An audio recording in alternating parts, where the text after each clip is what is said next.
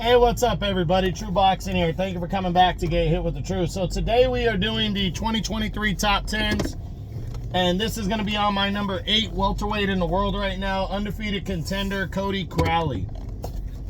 Now, before we get into that, if you could smash the like button, leave a comment, or subscribe to the channel, I really do appreciate any and all support that I can get as I continue to build my channel here. So, Cody Crowley, you know, he enters the year really with a lot of big opportunities coming his way. Really looking forward to seeing how he does in 2024 because I really believe he's going to get a world title opportunity, almost for sure. He's the WBC's #1 ranked contender, and he's the WBO's #2 contender. He's built that up over the last few years by winning winning a lot and, winning good fights. Josecito Lopez, I know his victory, I think it was over Joey Spencer, I want to say, really catapulted him. But more notably, his recent win over, his win over Abel Ramos this past year really helped it along as well. So he's been doing well, and it was a tough majority decision win. He was very emotional, though, as his father had taken his life, I think 9 or 10 months prior. Very emotional fight for Cody Crowley, but now he can focus on most likely a world title fight sometime this year. He moves up one spot from number 9 from last year. He's 30 years old. Overall, 22-0 and 9 knockouts. Excuse me. And now, again, I think a major opportunity is coming. We just don't know what it is, because here's the thing. He's the #1 contender in the WBC right now. Most are expecting Terrence "Bud" Crawford to vacate his unified titles once he secures a rematch with Errol Spence. Most people believe that rematch will take place at 154 pounds, so Crawford will likely vacate his 3 world titles and push forward towards that rematch with Spence. But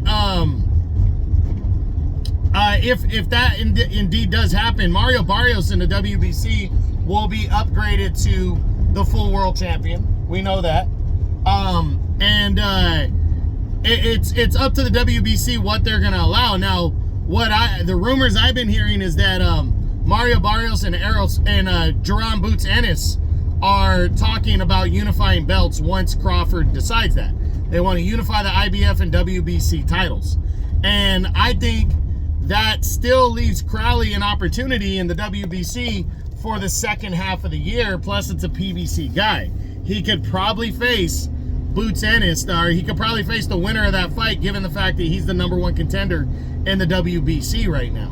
So I really believe that could be the road to a title shot there. But he might get a faster road to a world title if he goes after the WBO belt, and it might not be as challenging of a fight, and he might be able to unify belts if he can get through this one, because he's a #2 contender in the WBO right now. And if Crawford gives up his belts, then they would order #1 contender Giovanni Santillan and #2 contender Cody Crowley to fight each other. That would be for the vacant world title, and likely in the first half of the year. Right now, again, everybody's waiting around to see what's going on with the Crawford and Spence 2 situation. So, like I said, I believe that those belts are going vacant. Now, if for some reason they don't go vacant, then it's up to the governing bodies on what they want to order in terms of who gets the first crack at Terrence Crawford. And in that instance, then I still believe Crowley will get Mario Barrios or Boots Ennis, or even Imantas Stanionis potentially in the ring for, a secondary or interim belts. So again, I think Crowley is going to fight 1 or 2 times this year, and they're going to be in big fights that mean a lot. So Crowley, his opportunity, in my opinion, is here in 2024. Now, does he finish in the top 10? It's going to be interesting to see. I don't know. I really don't know, because I don't know if he beats Giovanni Santillan. Right now, I'd probably pick Santillan. I absolutely don't believe he beats Boots Ennis. I think he has a better chance if he fights, what's his name? Mario Barrios. I think he has a better chance against him. But then again, there's also Keith one-time Thurman sitting out there. It just really depends on who he gets and how he performs against those fighters. But Crowley, again, the thing is great moments come from great opportunity. And he is going to get, in my opinion, he's going to get that opportunity this year at some point. So waiting around to see the PBC schedule for Amazon. They said they're going to, their schedule is going to start in March.